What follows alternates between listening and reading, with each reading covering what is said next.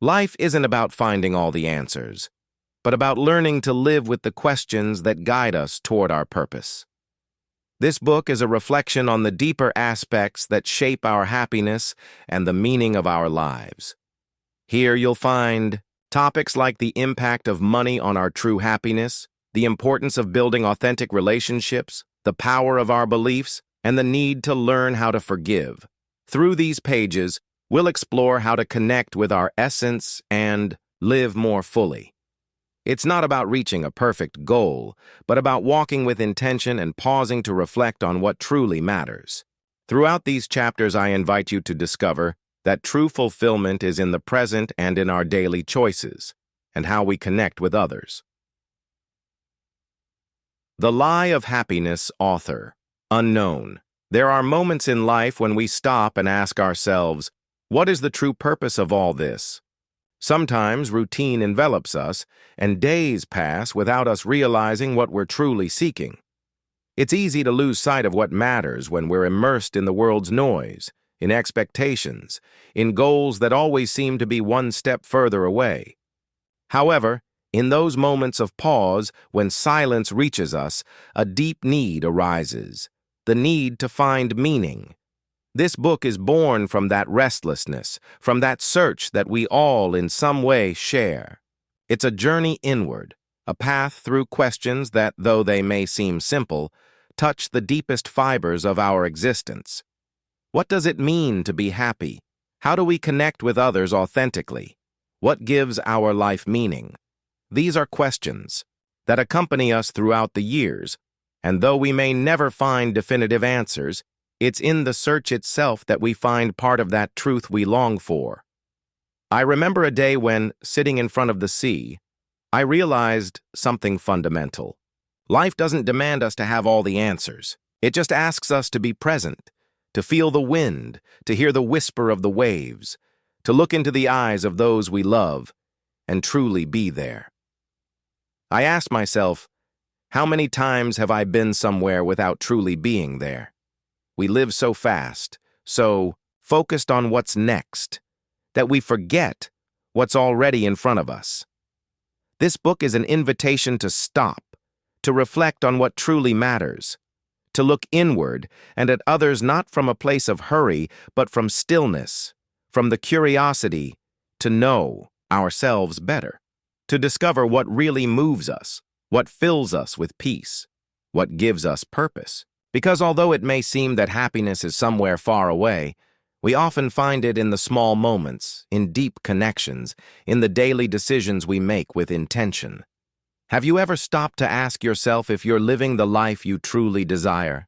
That's a question I asked myself. And it was the beginning of a personal journey that transformed my way of seeing the world. I understood that the meaning of life isn't in the answers we seek, but in the experiences we live, in how we choose to face each day, in how we decide to love, grow, and connect with others. The Inner Journey. The Search for Happiness. Have you ever felt like happiness is slipping through your hands like sand you're trying to hold on to? That feeling that despite everything you have, something is always missing? That's how I started, at a time in my life when everything seemed to be in its place, but nothing made me feel complete. I asked myself, where is happiness hiding? I always thought happiness would come when I reached certain goals, when I managed to meet the expectations the world had placed on my shoulders. But what I discovered in that moment of calm and reflection was something that transformed my life. Happiness isn't outside, but inside ourselves. This revelation wasn't a stroke of luck, but a consequence of many falls, questions, and moments of solitude that led me to look at myself in a way I had never imagined. I remember one afternoon while walking alone in a park, I looked at the sky and asked myself aloud, why do I keep looking outside for what has always been within? I was surprised to hear my own voice saying those words because I had never thought of it that way before. I realized that all that time I had been chasing an illusion, the perfect job, the perfect partner, a life without problems. But true peace, true happiness, is only found when we stop searching and start being. Sometimes I wonder how many people, like you and me, have spent our lives believing we'll only be happy when we achieve something more. How many times have we set unattainable goals, thinking that the answer is on the horizon? The truth is that life often puts us in the exact place we need to be to find ourselves, and that place, even if we don't see it clearly, is right here, where we are right now. Happiness isn't a destination, it's a state of being. It's in those small moments of clarity where you decide to listen to your own heart that you find what truly matters. I began to realize that every conversation I had, every step I took, had a much bigger purpose than I could see at that moment. And that's how life also speaks to you. Through the small details, the silences between words, the lessons that falls teach us. Why do we wait so long to realize? Because we've been taught to look outward, to compare our lives with others, to measure success based on what we possess or what we appear to be. But the truth is simpler and at the same time more profound. True happiness arises when you give yourself permission to be who you are, when you reconcile with yourself and decide to stop chasing imposed ideals. On my journey, I had to let go of many things, sometimes even things I thought were essential. But I learned that to embrace happiness, you first have to let go of the fear of not being enough.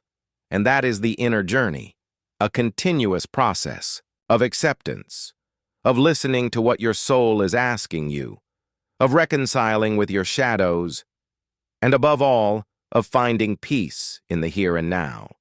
So I want to ask you, when was the last time you gave yourself the chance to stop, to look inside, to ask yourself what truly makes you happy, not what others expect of you, but what you desire, what truly fills you? This journey, this process of self-discovery, is a path that never ends, but that transforms every step into an opportunity to grow. As we move through these pages, we will explore how this inner journey changes with every circumstance, with every challenge, but also with every smile and every hug. Because life isn't a series of goals to be achieved, but an experience to be felt. Every day is an opportunity to start over. You don't need to wait for the perfect moment or the ideal scenario. The time is now, and happiness, the one you've been looking for, has always been waiting for you to decide to take the journey inward. Understanding happiness beyond satisfaction. We often believe that happiness is a place we will arrive at when everything is in its place, when nothing is missing and every piece fits perfectly into the puzzle of our life. But what happens when we reach that point and still feel that something isn't right? That question hit me one day when I was in what many would call a perfect moment. Everything seemed to be fine, and yet inside me I felt an emptiness. It was then that I realized happiness is not the same as satisfaction. Has that ever happened to you? You achieve something you thought would make you completely happy, but soon after, that spark fades. Sometimes we confuse temporary satisfaction with lasting happiness, and it's easy to fall into that trap. We live in a world that teaches us that being satisfied, having what we want, is synonymous with being happy. But happiness goes beyond what we achieve, beyond what can be measured or quantified. I remember in one of those moments of apparent triumph, I asked myself, is this all? Why do I still feel that something is missing? The answer, as always, was within me, but I didn't want to see it. I had confused achievement with happiness. I had forgotten that true happiness doesn't depend on what happens outside, but on how you choose to live, how you choose to interpret what surrounds you.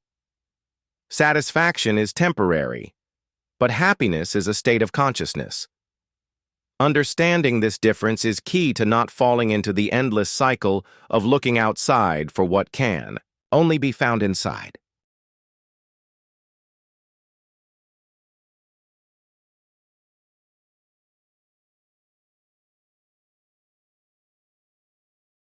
Sometimes we believe that the next achievement will give us joy, that the next success will give us happiness. But the reality is that if we haven't learned to find peace in the simple, in the everyday, that search will exhaust us. I asked myself many times if it was possible to be happy without being completely satisfied, and I discovered it in the most unexpected moments. The first time I realized this was when, after a long day full of small frustrations, I found myself laughing for no apparent reason, enjoying a simple cup of coffee while watching the light of the sunset stream through the window. In that moment, I understood that I didn't need everything to be perfect to feel at peace, that happiness could coexist with imperfection, with absences. It's strange how we sometimes focus so much on what's missing that we forget what is already here, present in our lives. And it's that constant search for satisfaction that keeps us away from true happiness. Why is it so hard for us to accept this? Because we have been taught to be demanding, to always look for more. But happiness, the one that is deep and lasting, is found in acceptance, in gratitude for what we already are, for what we already have. Satisfaction has an expiration date. Today you are satisfied with something, tomorrow you may no longer be. But true happiness is rooted in something much deeper, in learning to be without needing everything to be complete. And that is where the true journey begins. Happiness doesn't need reasons. Ask yourself, when was the last time you enjoyed something without expecting anything in return?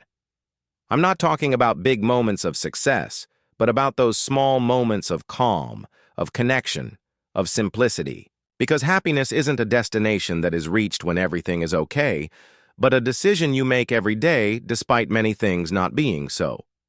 At that point, I understood that happiness doesn't mean always being smiling or always being at peace. It also means accepting that there will be days of storms, of doubts, of falls, and that's okay. Happiness isn't the absence of problems. It's the presence of an attitude of openness, of resilience, of love for oneself, even in moments of greatest uncertainty. How can you find happiness when not everything is okay? I learned that the first step is to stop expecting life to be perfect, to stop waiting for external circumstances to align to feel that everything is under control. Life is unpredictable, sometimes chaotic, but that doesn't mean you can't find peace in the midst of it. Because true happiness doesn't come from outside. It comes from the way you choose to see what happens to you, from how you decide to embrace both the good and the bad. And so, just as I discovered it on that quiet afternoon, I invite you to realize that happiness isn't waiting for you to reach the next goal. It's already here, in every breath, in every look, in every second that is lived with presence and gratitude. The ego and its impact on our well-being. There's a part of us that, without us realizing it, pushes us to seek approval, to compare ourselves, to feel that it's never enough. That part is called the ego. The ego is that voice that tells us we have to be more, that we must prove something to the world. I heard it many times throughout my life, believing that I had to be more successful, more recognized, more admired, but how much is enough? One day, after reaching what I thought was one of the biggest goals of my life, I found myself in front of a mirror. I had achieved what I always wanted, but instead of feeling at peace, there was a sense of emptiness that I couldn't ignore. I asked myself, why, despite everything I have, do I feel like it's still not enough? And then I understood. The ego is never satisfied. The ego drives us to chase an illusion, an image of ourselves that we can never reach because it's always changing.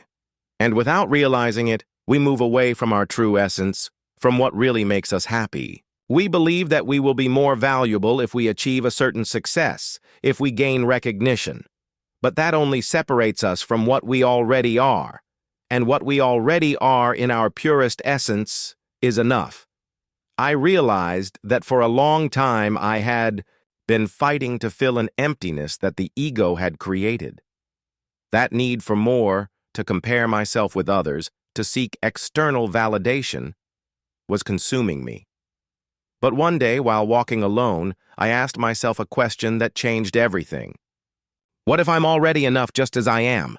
Have you ever asked yourself that question? We live in a society that constantly pushes us to be more, to have more, to compare ourselves. But in that race, we lose something very valuable: our inner peace. The ego makes us believe that we need to compete, that if we aren't up to the level of others, we are failing. But the truth is that the only person we should compare ourselves to is ourselves, with the version of ourselves we were yesterday. How does the ego impact our well-being? The ego keeps us from happiness. It keeps us in a constant state of dissatisfaction because it always tells us there's something more to achieve. Even when we reach our goals, the ego finds a way to make it not enough. It tells us we should have done it better, or that someone else did it more successfully. It robs us of the ability to enjoy the present moment. I remember on one of those afternoons of reflection, I realized how many times I had let the ego direct my life. I asked myself, how many decisions have I made simply because I wanted to prove something to others and not because of what I really wanted for myself? The answer made me see that many of the times I had felt stress, anxiety, or dissatisfaction were not due to external circumstances, but to that internal voice that was never content. What I learned is that the ego always looks outside for what can only be found inside. It makes us believe that validation is in applause, in achievements, in the image we project. But true peace, true happiness arises when we let go of that need to be more and simply are. How can we let go of the ego? Letting go of the ego doesn't mean giving up our ambitions or stopping the search for success. It means stopping the need for that success to define our worth. It means making peace with ourselves and understanding that we are already complete, just as we are. We don't need to be more. We don't need to prove anything to anyone. The most peace I have found in life has been in recognizing that my worth doesn't depend on what I achieve or how others see me. My worth is in my ability to be authentic, to live in coherence with who I am, without letting the ego dictate how I should be. And in that authenticity, I found something much more valuable than any achievement or recognition. I found my own peace. I want to ask you something. How many times have you let the ego prevent you from enjoying the present? Maybe you achieved something you had wanted, but instead of enjoying it, the ego made you look at others, compare yourself, and think you could have done more. It happens to all of us. But when you become aware of how the ego manipulates you, you can begin to free yourself from its control. What can we do to live beyond the ego? The first step is self-knowledge, recognizing when the ego is taking control of our decisions and learning to observe it without being carried away by it. In those moments of doubt or dissatisfaction, I ask myself a simple but powerful question. Am I doing this for myself or to prove something to others? That question, when you answer it with honesty, helps you reconnect with what truly matters. The ego won't disappear. It will always be there. But the key is not to let it be the protagonist of our life. When we let go of the need to impress, to compete, to compare, we discover something incredible: the peace of being ourselves. And in that peace, life begins to feel lighter, more authentic, more fulfilling. Human relationships, the pillar of lasting happiness. Sometimes we convince ourselves that happiness depends on what we achieve on our own, on the individual goals we reach. But there is an essential element that we often overlook: human relationships. In my life, I have learned that true well-being is not built in solitude, but in the way we connect with others, in the relationships we cultivate along the way. Remember a time when I was so focused on my personal goals that, without realizing it, I was leaving behind the people who had always been there for me. I believed I could do it on my own, that my success was solely my responsibility. But the more I achieved, I want to ask you, how are your relationships right now? I'm not just talking about how many people you know or how many friends you have on social media. I'm talking about those relationships that nourish your soul, those people with whom you can be completely yourself, without masks, without fear of being judged. In my case, I realized that many times I had been surrounded by people, but felt lonely. Not because they weren't important, but because I wasn't allowing myself to open my heart. I wasn't letting a true connection happen. The ego we talked about in the previous chapter plays a key role here. The ego makes us believe that we must protect ourselves, that we can't show vulnerability, that we must appear to have everything under control. But the truth is that the deepest and most meaningful relationships are born from vulnerability, from the ability to open up, to be sincere with ourselves and with others. How can we build more authentic relationships? The first thing is to learn, to listen, but not just with our ears, but with our heart. Sometimes we are so busy trying to be heard that we forget how important it is to pay attention to what others have to say, to what they are experiencing, to their emotions. True connection doesn't arise from a superficial conversation, but from that space where both people feel understood. I remember a conversation with a close friend.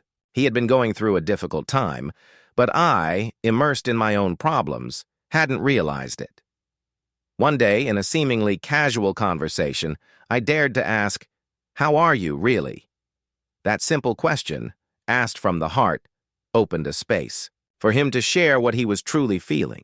And in that moment, I understood something very profound. Happiness isn't just about what we receive, but about what we give. When we open ourselves to others, when we show genuine interest in their lives, something changes. We not only get closer to them, but we also get closer to ourselves. Because in the act of giving, in the act of being there for someone, we find a satisfaction and joy that cannot be measured with individual achievements.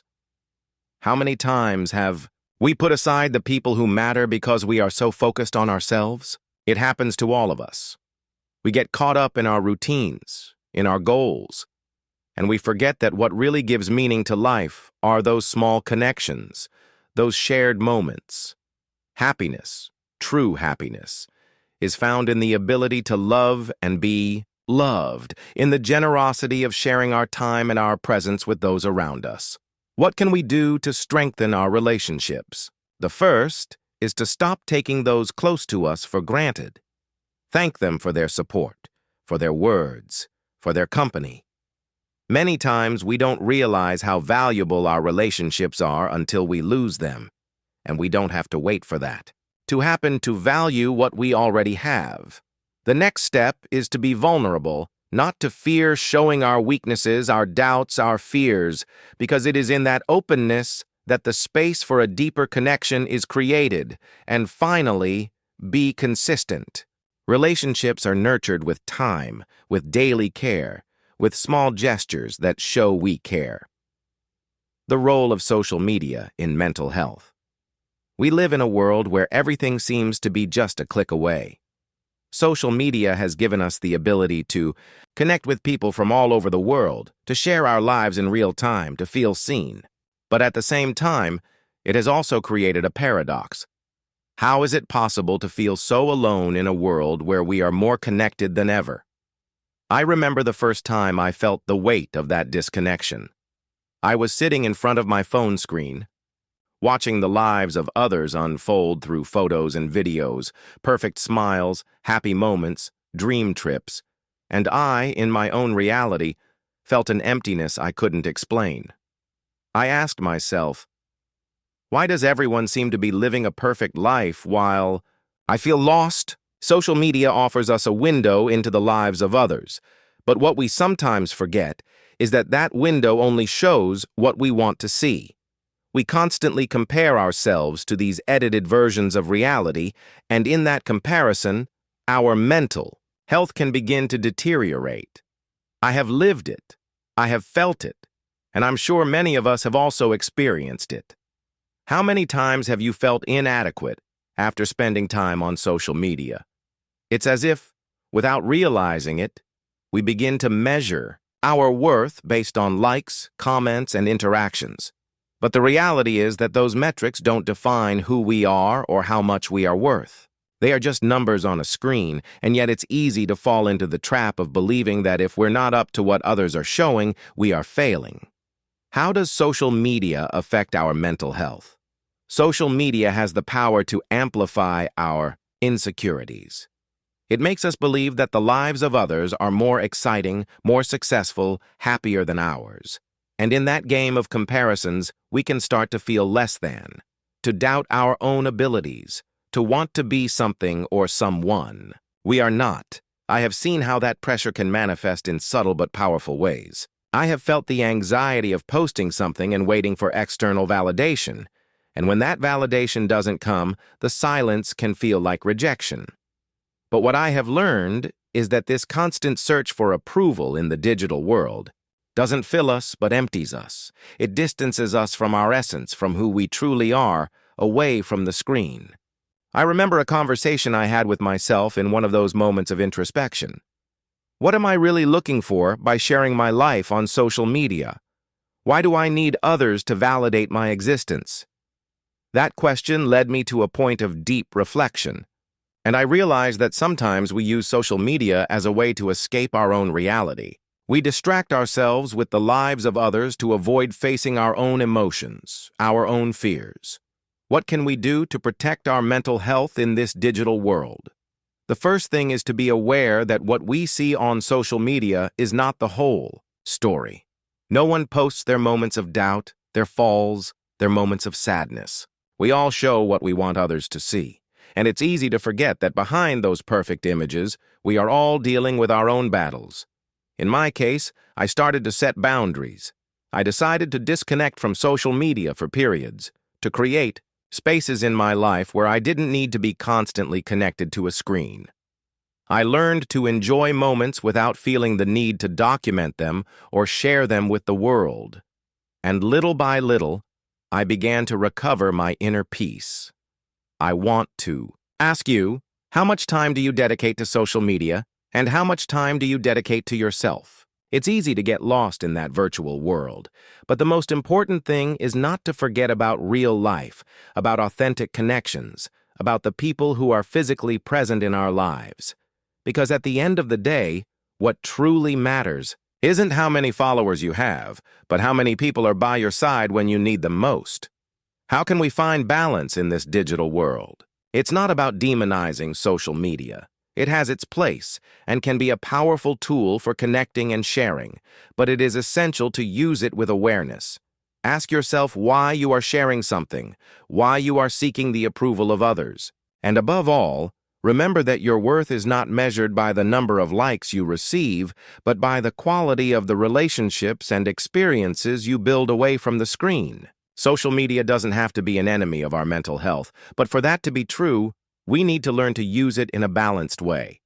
Sometimes, the best act of self-care we can do is simply to disconnect, breathe deeply, and remember that life is happening right here, right now, not on a screen. Emotional education. An urgent need sometimes. I wonder how it's possible that we spend so many years learning math, history, and science, and yet no one teaches us the most important thing, how to feel. We are not educated to understand our emotions, to manage them, or to embrace them. They teach us to read and write, but they don't teach us to read our own emotions or to write the script of our lives through them. And in the end, what is life but a constant dance of emotions that pass through us, transform us, and guide us? I remember a stage in my life where I seemed to have everything under control. I knew how to handle problems at work, how to resolve conflicts, how to be efficient. But when it came to facing my own emotions, I felt lost. It was as if the emotional language were a tongue I had never learned to speak. I asked myself, why is it so hard to understand what is emotional education? It's learning to recognize our emotions, to accept them without judgment, and to know what to do with them. It's understanding that there are no bad or good emotions, but that they all have a purpose. Sadness teaches us what we have lost. Fear shows us our insecurities. Anger tells us about the injustices we perceive. And when we learn to listen to them instead of suppressing them, we find a path to inner peace. I want to ask you, what do you do when you feel sadness or anxiety? In my case, I used to avoid those feelings, distracting myself with other things, so I wouldn't have to face them. But the more I avoided them, the more intense they became. It wasn't until I decided to look inside myself and understand what those emotions were trying to tell me that I began to find true relief. What I discovered is that many times the emotions we fear the most are the ones that have the most important lessons to teach us. Why is it so important to educate ourselves emotionally? Because our emotions are the root of all our decisions, our relationships, and ultimately, our happiness.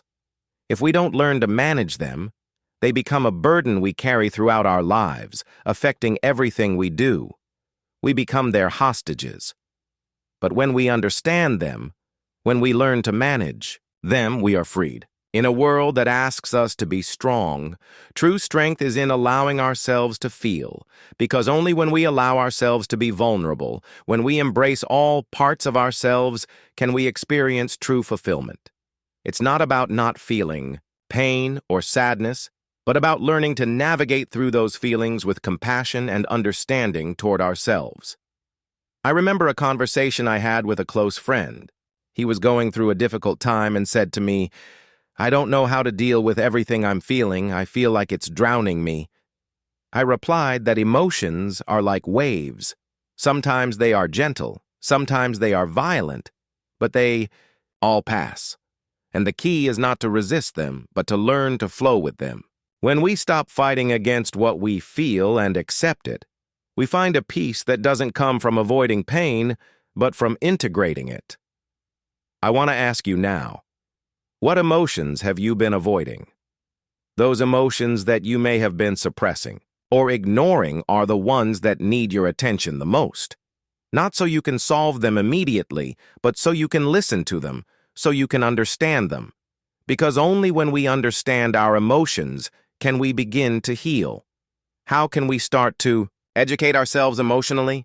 The first step is to learn to listen to what we feel without trying to change or suppress it, to accept that all our emotions have a purpose, that they are there to guide us, to show us something we need to see. And the second step is to practice compassion toward ourselves and toward others, because we are all dealing with our own emotional battles, and the best way to support each other is by being kind and understanding. Overcoming the fear of aging. A shift in perspective. Time passes, and with it, the inevitable feeling that everything changes. Sometimes we stop in front of the mirror and ask ourselves, how have the years passed so quickly? I clearly remember the moment when, for the first time, the fear of aging settled into my mind. It was a quiet afternoon, one of those where the day seems to pass without incident, but for some reason I felt the weight of time. I looked in the mirror and noticed wrinkles that weren't there before, gray hairs that had started to appear. I asked myself, am I ready to accept what time brings? The fear of aging is something that many of us share, even if we don't always say it out loud. We are terrified of the idea that our bodies will change, that opportunities will be reduced, that the life we know will be transformed. But what if we changed our perspective? What if we saw the passage of time not as a threat, but as a gift? Aging is not a loss. It's a transformation. Over the years, I've learned that time gives us much more than it takes away. Every wrinkle, every gray hair, every experience brings us closer to a version of ourselves that is wiser, more conscious, more fulfilled. But the key is in how we decide to perceive it. The fear of aging comes from a society that glorifies youth and fears change. But the truth is that life becomes richer with each passing year. Why are we so afraid of aging? I believe that a large part of it is because we associate aging with loss. loss of energy, of beauty, of possibilities. But what if we saw it differently? What if instead of focusing on what we are losing, we focused on what we are gaining? Every year that passes leaves us with lessons, gives us memories, strengthens us. Aging is wisdom. It's having lived long, enough to appreciate what truly matters. I remember once, while walking in a park, I saw an older woman sitting on a bench, watching the children play. Her face, marked by the years, radiated a serenity that caught my attention. I approached her, and we began to talk. She told me, "Youth is beautiful, but true beauty is in learning to accept life as it is, with all its stages." That phrase resonated with me. The beauty of life is not in stopping time, but in knowing how to live every moment with gratitude. How can we overcome the fear of aging? The first step is to accept that change is a natural part of life. Nothing stays the same.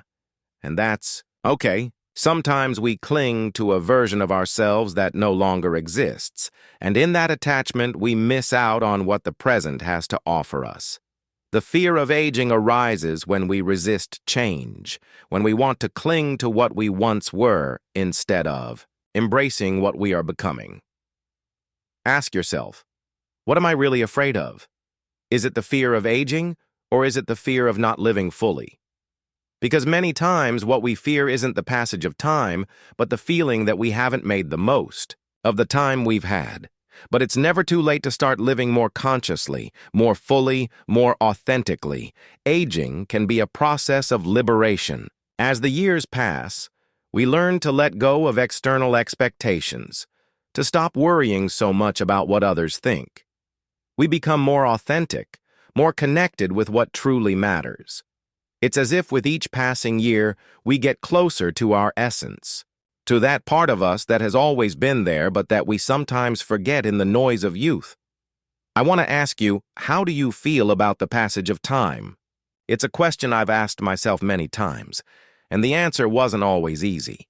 There were moments when I felt nostalgia for what I no longer was, for the opportunities I thought I had lost. But over time, I learned to see aging not as the end of something, but as the beginning of a new stage, a stage where I could be truer to myself, where I could live with less haste, with more wisdom. The shift in perspective is the greatest gift that time offers us. When we change the way we see aging, we stop fearing it. We begin to see it as an opportunity to reinvent ourselves, to live with more authenticity, to value what truly matters. The passage of time teaches us that life is not measured in years, but in the quality of the moments we live, in the connections we cultivate, in the experiences we accumulate. The power of assertiveness.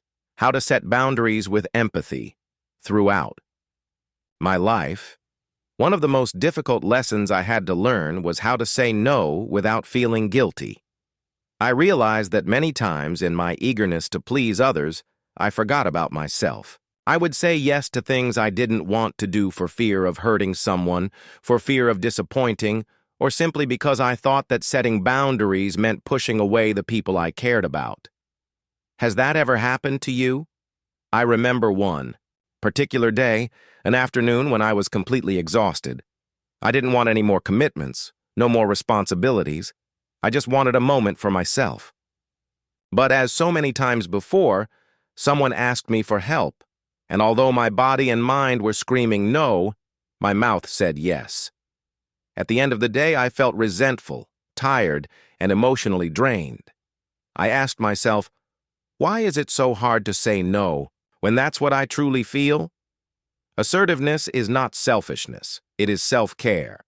For a long time, I believed that setting boundaries made me a selfish person, but over time, I understood that it's not about pushing others away, but about protecting my well-being. Setting healthy boundaries is an act of self-love, and when we do it with empathy, it is also an act of love toward others. How can we learn to be assertive without losing the connection with those around us? The key is empathy. Saying no doesn't have to be an act of rejection, but one of honesty. When we are assertive with empathy, we are being sincere about our needs without dismissing the other person's emotions. It's possible to set boundaries without hurting, without being abrupt, but by being clear about what we can and cannot do. I remember a friend once told me, "What does it mean to be assertive?" To be assertive is to express what we feel and need clearly and directly, without setting aside respect and understanding for the other person. It's not about imposing or giving in completely, it's about finding that delicate balance between what we need and what the other person needs. When we are assertive, we are honoring our truth while also building more authentic relationships. Ask yourself, how many times have you said yes when you wanted to say no? Many times we do it for fear of disappointing, for fear that the other person will feel hurt. But the truth is that by being honest with ourselves, we are also giving the other person the opportunity to truly know us. When we set boundaries with empathy, we are not closing doors but opening a space of sincerity and mutual respect. How can we set boundaries with empathy? The first step is to recognize our own needs. We cannot be assertive if we don't know what we want or what we need. It's important to take the time to reflect on what truly makes us feel good and then communicate it clearly and lovingly. Instead of saying no abruptly, we can express our reasons with empathy. For example, we can say, "I really appreciate you thinking of me for this, but right now I need to rest. I hope you understand." It is in that vulnerability that relationships grow. When we are assertive, we are showing that we value ourselves, but also that we value the relationship enough to be sincere. Have you ever wondered how your relationships would change if you learned to say what you truly feel? What I've discovered is that relationships are strengthened when there is honesty. It's not always easy, but it is liberating. Setting boundaries is not closing your heart. On the contrary, when we set boundaries with empathy, we are opening a space for mutual respect. Saying no to something we can't or don't want to do doesn't mean rejecting the person. It means we are taking care of our energy so we can give the best of ourselves when it is truly necessary. At first, it may be uncomfortable. Sometimes we fear that others won't understand our boundaries or that they will feel hurt. But over time, we learn that setting boundaries is an act of courage. We are allowing ourselves to be vulnerable. We are allowing ourselves to be authentic. And in that authenticity, we build stronger and more honest relationships. I want to ask you, where do you need to set boundaries in your life? Maybe there are people around you who ask for more than you can give, or maybe it's your own fear of disappointing that prevents you from being assertive. The important thing is to remember that setting boundaries is not an act of separation, but of connection. When we are sincere with ourselves and with others, we are building a more solid foundation for our relationships. The mystery of self-esteem and personal security. It's curious how the image we have of ourselves can be both our refuge and our prison. Throughout my life, I have had moments where, despite what I had achieved, I felt I was not enough. I would look in the mirror, and although everything seemed fine from the outside, inside me, there was a voice that constantly questioned me. Are you really capable? Are you good enough? That internal dialogue, which so often goes unnoticed, largely defines how we move through the world. Self-esteem and personal security are like two pillars that support our way of living. If one of those pillars is weakened, our entire internal structure trembles. And many times, it's hard for us to understand where that insecurity comes from, that feeling of not being good enough. But the truth is that we are not born insecure. We learn it over time. Society, comparisons, the expectations we impose on ourselves or that are imposed on us make us believe that we must be a certain way to be valuable. I remember a crucial moment in my life. One of those instances that shake you and make you rethink everything. I had achieved something I had always wanted, something that from the outside seemed like a resounding success. But inside, instead of feeling satisfied, I felt small, inadequate. I asked myself, why, despite everything I have achieved, do I still feel that it's not enough? It was then that I realized it wasn't about what I had achieved, but about how I saw myself. Self-esteem is not measured by what you do, but by what you believe you are. And that is a truth that took me a long time to accept. We believe that if we achieve more, if we accumulate more, we will finally feel secure. But personal security doesn't come from outside, but from within. It's a process of reconciliation with oneself, of learning to see our intrinsic worth without depending on external validation. Have you ever felt that what you do is never enough? That feeling of chasing a goal that no matter how close you get, always seems to be out of your reach? That is the trap of low self-esteem. It makes us believe that we are only valuable based on what we achieve, that we will only be enough when we reach a certain level of success, recognition, or approval. But in reality, our worth has never depended on that. Our worth is inherent, simply for being who we are. How can we develop solid self-esteem? The first step is to stop looking outside for what we can only find inside. No one else can define your worth. It's not the compliments, the awards, or the achievements that determine who you are. And most importantly, it's not comparisons that give you security. It's in the moment you decide to stop measuring yourself against others that you begin to find peace in your own being. I remember a conversation with a close person who always seemed to have everything under control. I asked her how she projected so much confidence. She told me something I will never forget. Security doesn't come from not having doubts, but from learning to trust yourself despite them.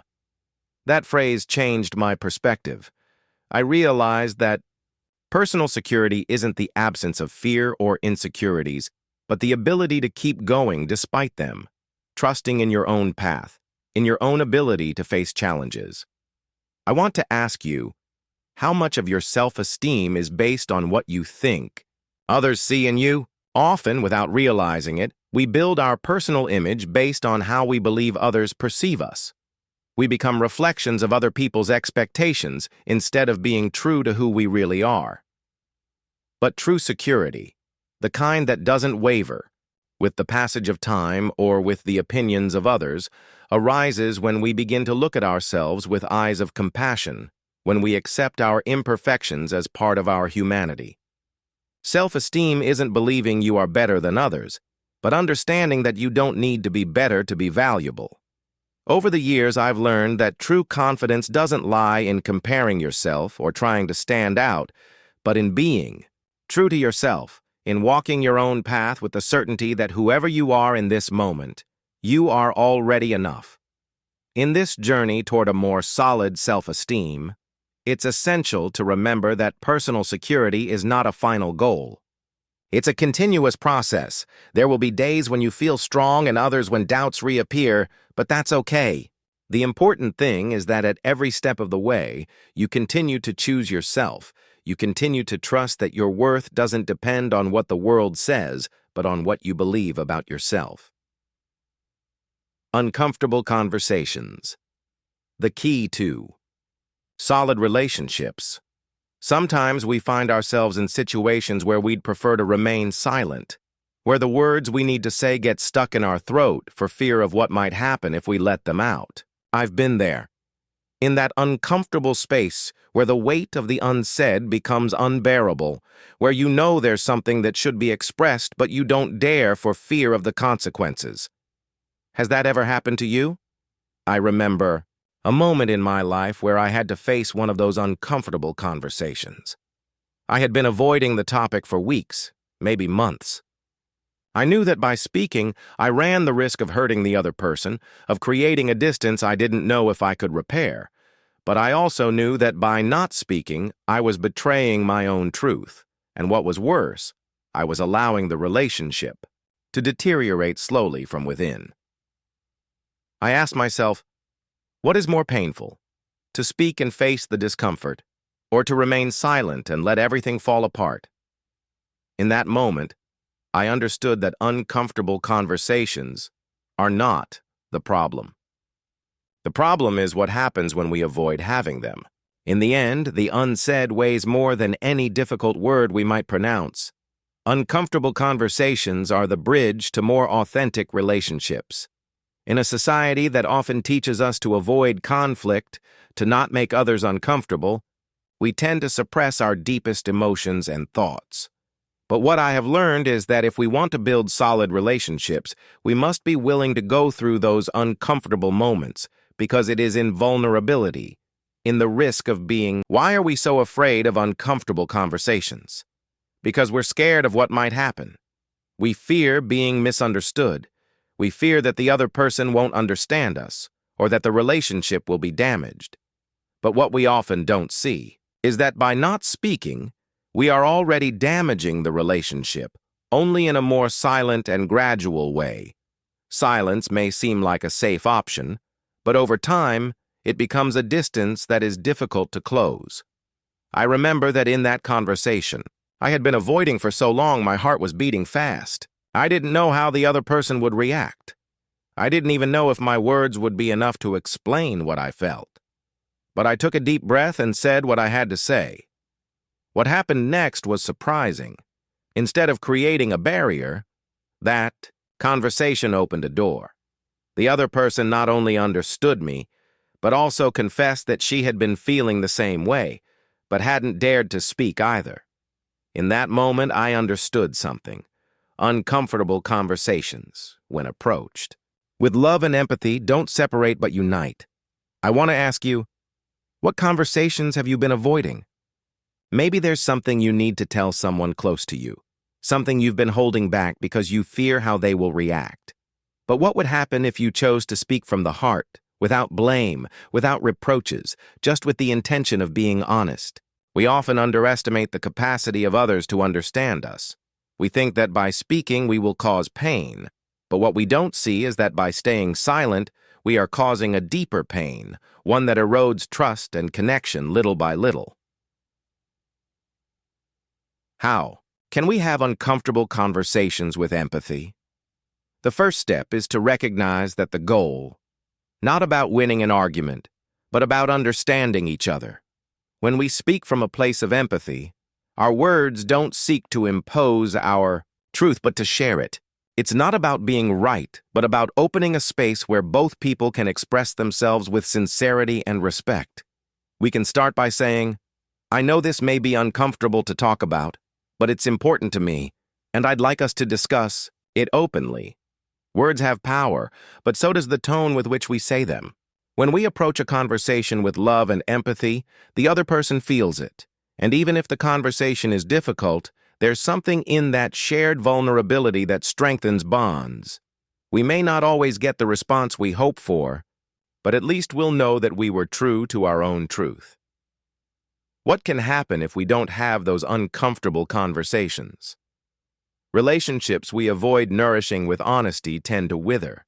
Silences don't solve problems, they only hide them for a while. But eventually the unsaid finds its way out, and it often does so in much more painful ways. On the other hand, when we choose to speak, when we choose vulnerability, we create a foundation of trust that is much more solid than any illusion of peace that silence can offer. Uncomfortable conversations are necessary for growth, both in relationships and in our own lives. It's those discussions that allow us to evolve, to learn more about ourselves and about others. It won't always be easy, and it won't always be comfortable, but discomfort is part of the growth process. I want to leave you with this thought. What relationships in your life need more honesty? Perhaps there are things you've been holding back for fear of the consequences, but I assure you that the act of speaking, of expressing what you feel, is a step toward more genuine and deeper relationships. Sometimes all it takes is to take the first step, and the words, however difficult they may be, will do the rest. Comparison, enemy or ally of growth. Comparison is like a shadow that follows us in silence. Sometimes we notice it, sometimes we don't, but it's always there. We find ourselves measuring our achievements, our dreams, and even our emotions against those of others. I've been there. In that space where comparison envelops you, where you wonder if what you've done is enough in a world where it always seems like someone else has done more or has gone further. Has that ever happened to you? I remember a very particular moment. One of those days where everything seems to be going well, but suddenly, a spark of insecurity hits you. I was scrolling through my social media, seeing how others were reaching goals, sharing their successes, and right in the middle of all that, I felt a pang. I asked myself, am I really where I should be? Why does it seem like everyone else is moving faster than me? That was the first time I realized the power that comparison can have over us if we don't learn to manage it. Comparison can be a silent enemy, but it can also be an ally for our growth. It all depends on how we use it. Because yes, comparing ourselves to others can lead to frustration, hopelessness, and to feeling less than. But it can also, if we change our perspective, inspire us, motivate us, and push us to be better versions of ourselves. The key is to understand that our race is not against others. It is against ourselves. Why do we compare ourselves so much? In part, it's because we live in a world that pushes us to do so. Social media, the culture of productivity, the need to always show the best of ourselves, all of that contributes to us constantly measuring ourselves. We see the successes of others, and we unknowingly start to question whether what we are doing is enough.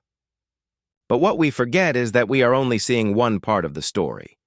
We are only seeing what others choose to share, not the effort, the falls, the doubts that are also part of their journey.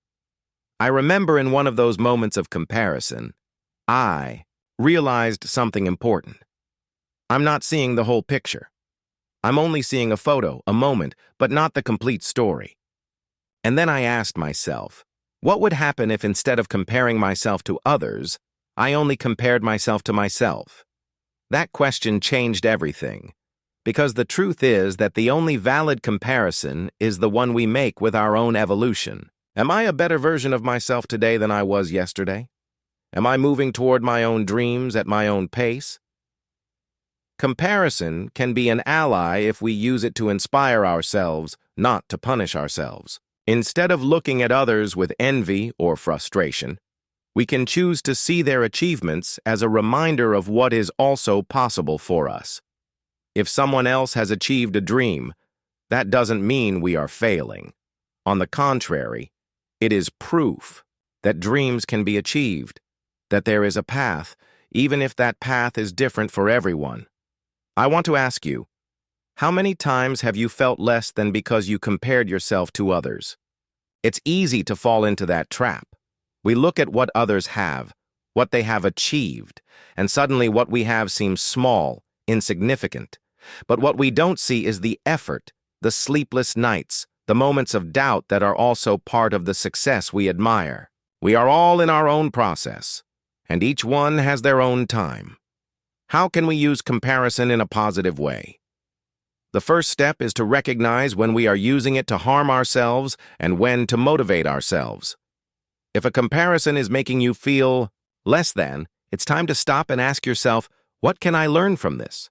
What do I really admire in this person, and how can I apply it to my own path? Instead of letting comparison rob you of your peace, let it inspire you, because in the end, we are all here to grow, not to compete. A mentor once told me something that stayed with me. Your only competition is with who you were yesterday. And those words gave me a new perspective. I stopped looking so much at what others were doing and started to focus on my own progress, on the small victory. I remember a particular moment, one of those that leave marks. There was someone in my life who had hurt me deeply, and for a long time, I carried that pain. I believed that by not forgiving, I was somehow protecting myself, as if resentment gave me a kind of shield. But what I didn't see then was that resentment wasn't protecting me. It was chaining me. Every time I remembered what had happened, I felt that burden in my chest, that feeling that even though time had passed, the pain was still present. And I asked myself, what would happen if I simply let all this go? Forgiveness is not an act of weakness. It's an act of courage. It takes courage to look a wound in the face and decide that we no longer want it to control our lives. Because when we don't forgive, we are tied to that wound, to that pain. But when we choose to forgive, we are not saying that what happened was okay. We are saying that we will not allow it to continue to steal our peace. Have you ever felt that you can't forgive someone? I understand. I've been there too. We think that if we forgive, we are somehow minimizing what happened or that we are letting that person get away with it. But what I've learned is that forgiveness is not for the other person. It's for you.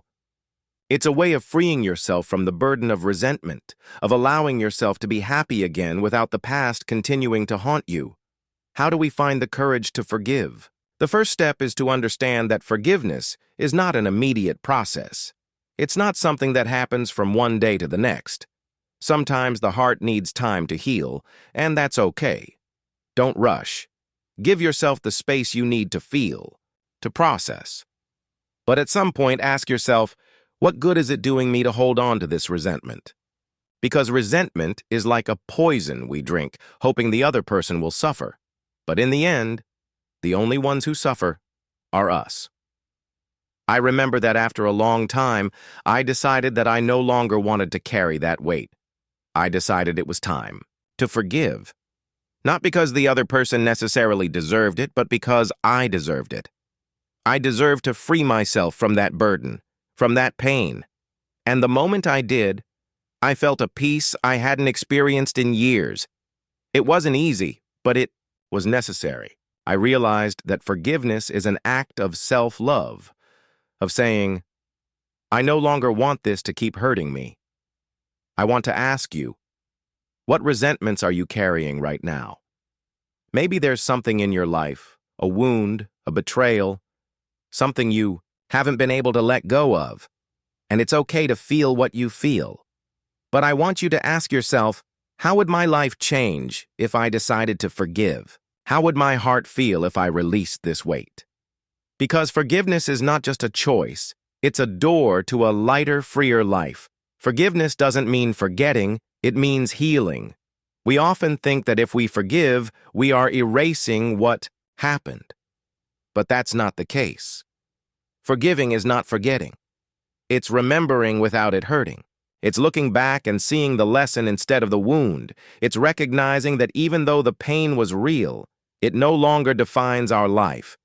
And when we get to that point, we realize that forgiveness wasn't for the other person, but for us. How can you start to forgive yourself? Sometimes the hardest forgiveness is the one we owe ourselves. We punish ourselves for the mistakes we have made, for the decisions we made in the past. But how can we move forward if we remain tied to guilt? Self-forgiveness is essential for inner peace. It's about recognizing that we did the best we could with what we knew at the time and that we deserve the opportunity to start over. Forgiveness is the foundation of happiness. Without forgiveness, our heart is too busy with the past to enjoy the present. But when we choose to let go, when we decide that we no longer want to carry that burden, we open up space for happiness, for peace, for fulfillment. Because forgiveness is not just an action, it's a declaration. I deserve to be happy. I deserve to be at peace. I want to invite you to reflect. Whom do you need to forgive today? And how would your life change if you decided to do it? Maybe it won't be an immediate process. Maybe you'll need time. But what I can tell you is that forgiveness is the key that will free you from the chains of the past. Don't do it for others. Do it for yourself. Because you deserve to live without resentments, without burdens. You deserve to be free. The role of beliefs in personal happiness. Beliefs are like lenses through which we see the world. Sometimes we aren't even aware that we are wearing them, but everything we see, feel, and live is filtered by them. Throughout my life, I've discovered that many of the beliefs that shape my reality were not mine from the beginning. They were ideas I adopted, at some point, influenced by my environment, my family, and society. And I asked myself, to what extent are my beliefs determining my happiness? I remember a stage in my life where everything seemed to be in order. I had achieved certain goals. I had what I always thought would make me happy. But something inside me was not at peace. I felt that despite everything, something was missing. It was then that I started to question some of my deepest beliefs, those I had adopted without realizing it. One of them was the belief that happiness depended on what I achieved, on what I obtained in the external world. I realized that I had lived under the idea that my worth was tied to my successes, and as a result, my happiness was too. Our beliefs are the pillars of our reality. If we believe that happiness depends on what we get, we will spend our lives chasing it as if it were an unattainable goal. But if we believe that happiness is an inner state independent of external circumstances, then we discover that it is much closer than we think. It all begins with our beliefs. Have you ever wondered where your beliefs come from? Many times we don't. We simply accept what we were told, what we learned from a young age, without questioning it. But what we don't see is that these beliefs, when we don't examine them, become the limits of our reality. We believe that things must be a certain way, and then we live based on that, without exploring other possibilities. I remember a moment when I realized how my beliefs were limiting my happiness. I had grown up believing that to be successful, I had to work tirelessly, that only through extreme sacrifice could I achieve fulfillment. But that same sacrifice was distancing me from the things that truly mattered: my relationships, my well-being, my mental peace. I asked myself, what would happen if I changed this belief? What if I could be happy without having to sacrifice everything? It was then that I began to understand that to change my life, I had to change my beliefs. The power of beliefs is immense, but so is the possibility of transforming them. What you believe about life, about yourself, about happiness, largely determines how you experience the world. If you believe that happiness is something that is found outside of you, then you will always be looking for it. But if you believe that you are already worthy of happiness, that you already have what is necessary to be happy, then you will begin to live from that certainty, and happiness will flow from within. I want to ask you, what are the beliefs that are shaping your life right now? Maybe there are beliefs that you adopted a long time ago that no longer serve you. Maybe you believe you are not enough, that you don't deserve to be happy, or that happiness is something reserved only for certain moments or people. But I invite you to question them, to ask yourself, what would happen if I changed this belief? Because when you change what you believe, you change your life. How can we transform our beliefs to open ourselves to greater happiness? The first step is to be aware of them. We cannot change what we don't see. It's important to do an exercise in introspection, to ask ourselves what beliefs are guiding our decisions, our emotions, our way of seeing life. The second is to ask ourselves if those beliefs are helping or limiting us. And if we discover that a belief is holding us back, we can choose to change it. I once read that beliefs are like seeds. If you plant a seed of doubt or negativity, that is what will grow. But if you plant a seed of love, of confidence, of worthiness, that will also flourish. What seeds are you planting in your mind? Because, in the end, the life we live is a reflection of the beliefs we cultivate. Changing our beliefs is possible. I have seen how by changing a limiting belief, my life has also changed. I have allowed myself to be more compassionate with myself. I have learned to enjoy the brain and happiness. The power of neuropsychology. I've always thought that happiness is a matter of the heart, of emotions, of the decisions we make every day.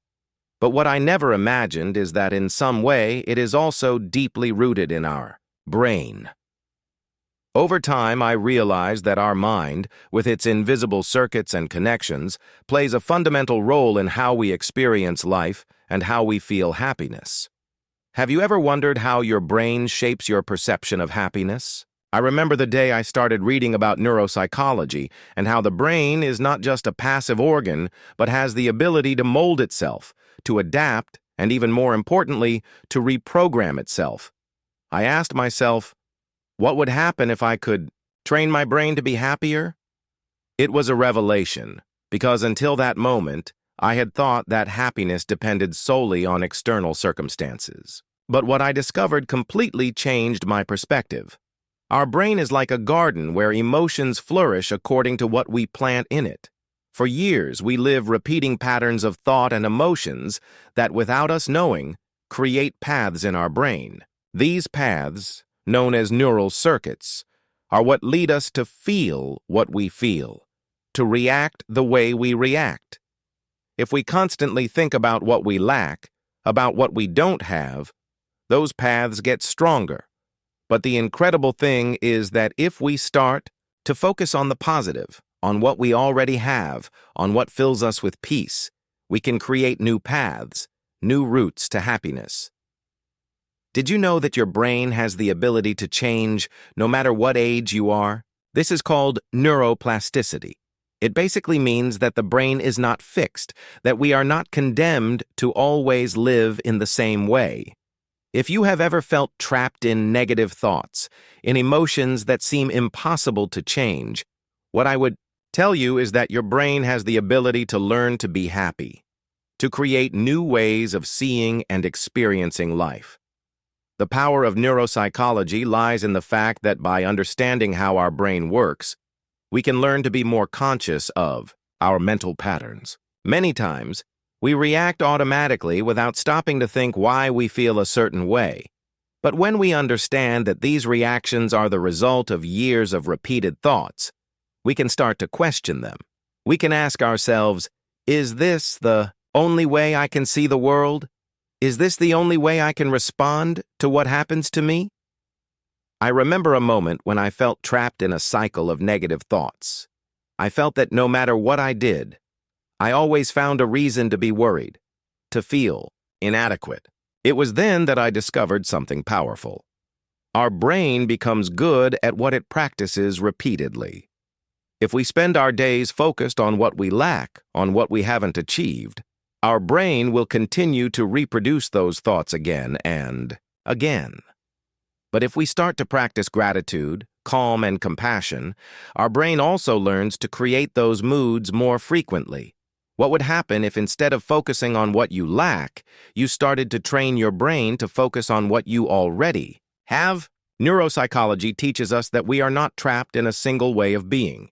We can train our mind to look for beauty in the everyday, to find peace in moments of silence, to see life with more gratitude.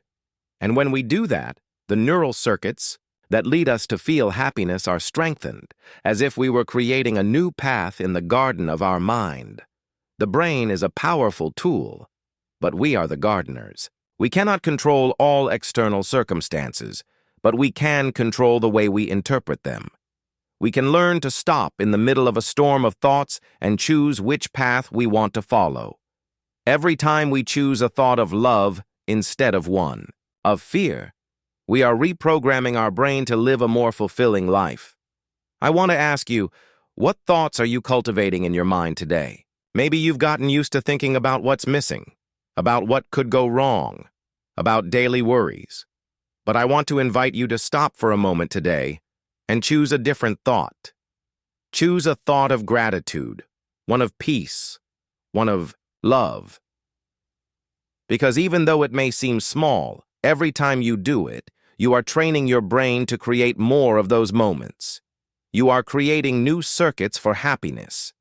The brain has the capacity to change, and with it, our perception of life also changes. What I have learned is that happiness is not a permanent state we reach and stay in, but a state that we can cultivate every day through the small choices we make. If you choose to focus on the good, on what nourishes you, on what gives you peace, your brain will start to do the same. Over time, those neural paths get stronger, and happiness, which once seemed distant, begins to become a more accessible, more daily state. I want to invite you to reflect. How could you start to train your brain to be happier? Maybe you could start with small daily practices, moments of gratitude, acts of kindness toward yourself, pauses to breathe and reconnect with what truly matters. Because every choice you make, however small, is reprogramming your brain, creating new routes to a more fulfilling life. The secret of balance, satisfaction, and fulfillment. Balance is something that often seems unattainable, as if it were a kind of goal that only a few manage to reach.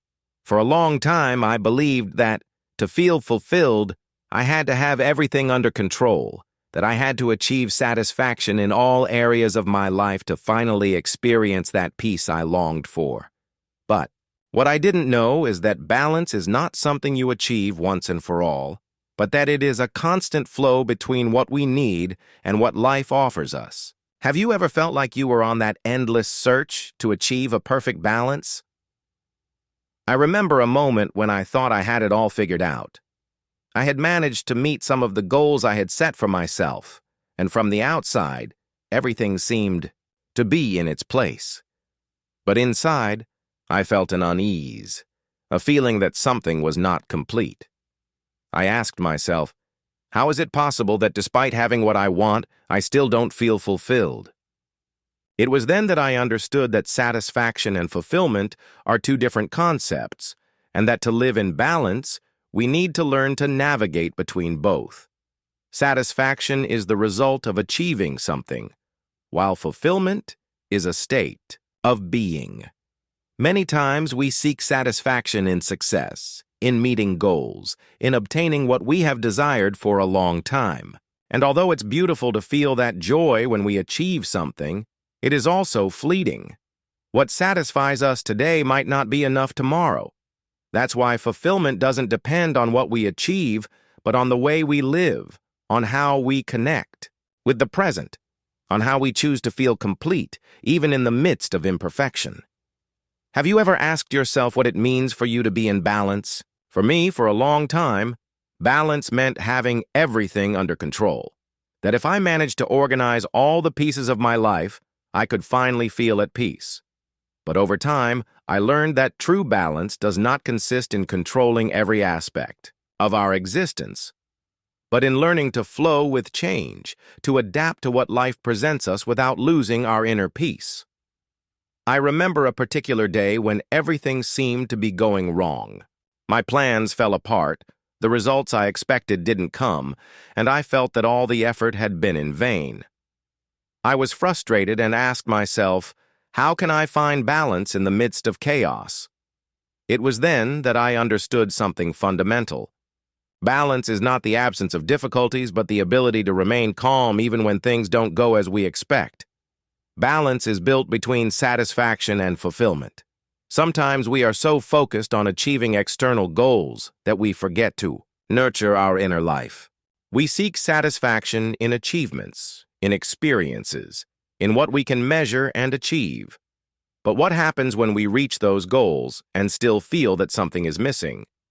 That's where fulfillment comes in, that feeling of being complete, not because of what we have, but because I remember a conversation with a friend who said, "You are always looking for more, but when will it be enough?"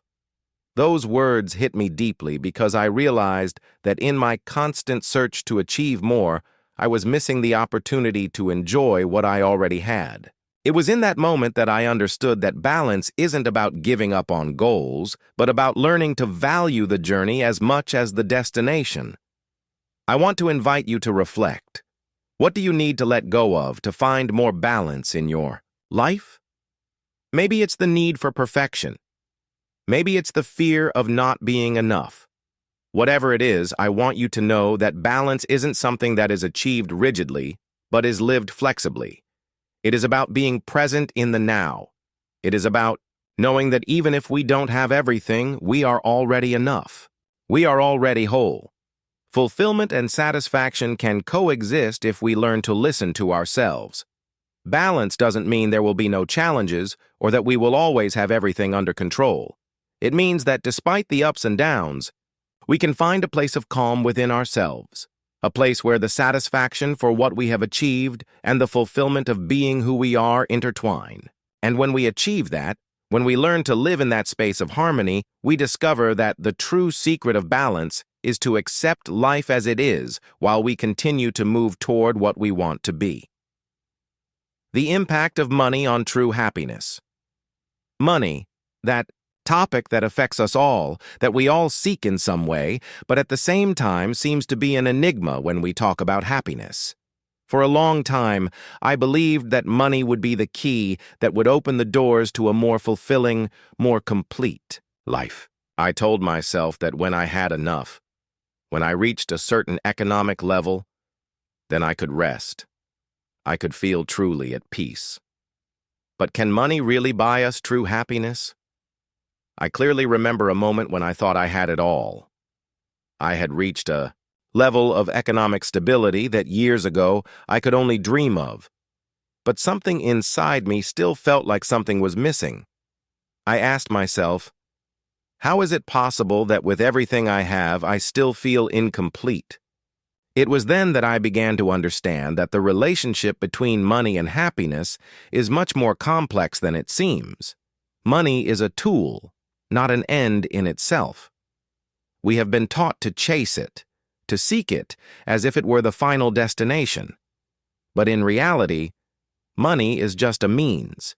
Of course, it can give us security, access to comforts, even freedom to explore our passions. But if we put it at the center of our search for happiness, we can get lost on an endless path.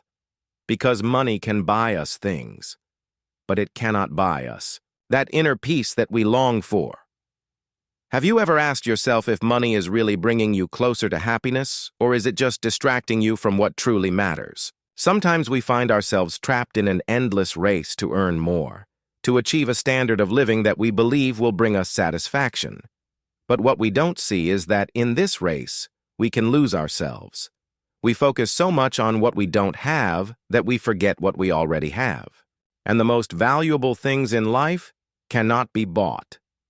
I remember that in one of those moments of reflection, I realized something profound.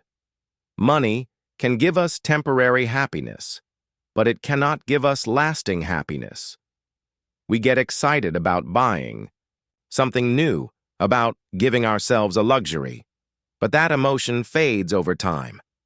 And then we go back to looking for more things, more experiences, more of what we believe will make us happy. But true happiness is not in what we get, but in how we live, in how we connect with others and with ourselves. What does true happiness mean to you? To some, it may seem that having more money is the answer, but the truth is that happiness is built from within. I have met people with very little who radiate a peace and a joy that cannot be measured in monetary terms. How do we move from loneliness to connection? The first step is vulnerability. For a long time, I thought that showing myself as vulnerable was a sign of weakness, that opening up completely to others would make me seem fragile. But over time, I understood that true connection can only flourish when we are capable of showing ourselves as we are. Vulnerability is the bridge that unites hearts. It is through it that we allow others to see us in our humanity, and in that shared humanity, we find comfort and support. I remember a conversation with someone very close. For a long time, our interactions had been superficial, limited to the everyday. But one day, after a difficult afternoon, I decided to open up and share what I really felt. I talked about my fears, my insecurities, about that feeling of loneliness that sometimes invaded me. What happened next was unexpected. That person, instead of pulling away, also opened up, and in that space of shared vulnerability, a deeper connection was born. It was then that I understood that true relationships are not built on perfection, but on authenticity. When was the last time you allowed yourself to be vulnerable with someone? We protect ourselves so much. We put up so many barriers that sometimes we don't even realize that those same barriers are distancing us from the connection we long for. We believe that by showing only the best of ourselves, we will be more loved, more accepted. But the truth is that the most solid relationships are forged when we show our imperfections, when we let ourselves be seen as we are, with our lights and our shadows. Loneliness is not always an enemy. There are moments when loneliness is necessary, when personal space allows us to reconnect with ourselves. But when that loneliness becomes a permanent state, a barrier that separates us from others, that's when we must ask ourselves, what am I doing to build healthier connections? Sometimes the simple act of truly listening to someone can be the beginning of a deeper relationship. Other times, it's necessary to be brave and take the first step toward vulnerability. I want to ask you, what can you do today to move from loneliness to connection? Maybe it's picking up the phone and calling that person you've lost touch with. Maybe it's starting a deeper conversation with someone close to you. Whatever it is, remember that true connections are not created overnight. They require time, patience, and above all, healthy bonds are built from empathy, understanding, and vulnerability. We don't need to be perfect to be loved. We don't need to have all the answers to be accepted. What really matters is our willingness to be present, to listen, and to be heard. And when we allow ourselves to open up in that way, we discover that loneliness begins to fade because we are no longer alone on our path. I remember a moment when, after having worked on my relationships, I felt that something had changed. It was no longer about how many people I had around me, but about how those people made me feel. I realized that the relationships that really matter are those in which we can be ourselves, without fear of being judged, without fear of being vulnerable. Final reflections toward a meaningful life. Throughout this journey, we have talked about many topics that touch the heart, that invite reflection, and that in some way lead us to question how we are living our lives. And here, upon reaching this point, I ask myself, what are we really looking for when we talk about happiness, fulfillment, and meaning? For a long time, I thought that living a meaningful life meant having all the answers, always knowing where to go. But what I discovered in the process was something very different. Life, with its twists and turns, teaches us that meaning is not in the great moments of clarity, but in those small moments of connection, gratitude, and presence. I remember a particular day when, after having achieved one of my most desired goals, I sat in silence and realized that although I felt satisfied, what I valued most was not the achievement itself, but the people who had accompanied me on the journey, the conversations I had had, the moments that had nourished my soul. Living a meaningful life is not about having all the answers, but about learning to ask the right questions. We have been taught to seek success, personal fulfillment, but what we are sometimes not told is that the true meaning of life is not found in what we get, but in what we give, in how we touch the lives of others, in how we allow our life to touch theirs. Have you ever asked yourself what gives your life meaning? For some, meaning is in the love they share with their loved ones. For others, it is in the work they do with passion. But the most important thing I have discovered is that meaning is not something that is found once. It is something that is built every day. It is a conscious choice, a decision to live with intention, to be present, to seek what truly matters beyond what the world tells us we should pursue. The meaning of life is not in what we achieve, but in what we allow ourselves to experience in every moment. There are days when life feels light, when everything flows, and others when the weight of worries seems greater than our ability to face them. But even on those difficult days, we can find meaning if we learn to see the beauty in the small things, if we learn to listen to what our heart truly longs for. I remember a moment when everything seemed to be on pause, as if life were asking me to stop and reflect. It was in that silence, in that pause, that I realized that meaning is not always in moving forward, but in stopping, in breathing, in accepting, that even if we don't always have control, we can always choose how we want to live those moments of uncertainty. What would happen if you stopped looking for meaning in the future and started to find it in the present? Many times we believe that the meaning of life is out there somewhere far away, in a goal we haven't yet reached. But what I have discovered is that meaning is here, in this moment, in the small decisions we make, in the people with whom we share our life, in how we choose to see the world around us. A meaningful life is not perfect, but it is authentic. It's not about living without mistakes, without falls, without moments of doubt. It's about embracing each of those moments as part of the experience of being alive, of being here, of learning and growing. Every fall, every mistake, every false step teaches us something valuable about ourselves, about what truly matters. I want to invite you to reflect. What gives your life meaning in this moment? Maybe it's a relationship, a passion, a cause that moves you. Or maybe you are at that point where you still don't have it clear, and that's okay. Meaning is not always immediately obvious. Sometimes it needs time to reveal itself. But what I know for certain is that if you live with an open heart, with a willingness to learn and to connect deeply with those around you, the meaning of your life will begin to manifest itself in ways you never imagined. Living a meaningful life is ultimately a choice. It's not about waiting for circumstances to be perfect or for everything to be in its place.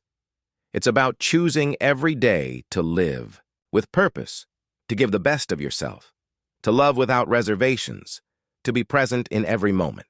Because in the end, meaning is not in what we get, but in what we give, in how we leave our mark on the world, in how we touch the lives of others with our actions, our words, and our presence. If this audiobook has inspired you, imagine what you can discover with many more. Don't let knowledge and spiritual growth stop here. Explore our complete playlist and immerse yourself in more transformative wisdom. And if you really want to elevate your life from different points of view on spirituality, I invite you to visit my channel, Lua Martinez, where you will find in-depth spiritual content to continue expanding your mind and your being. Don't miss the opportunity to continue transforming your reality. Take the next step now. Thank you very much.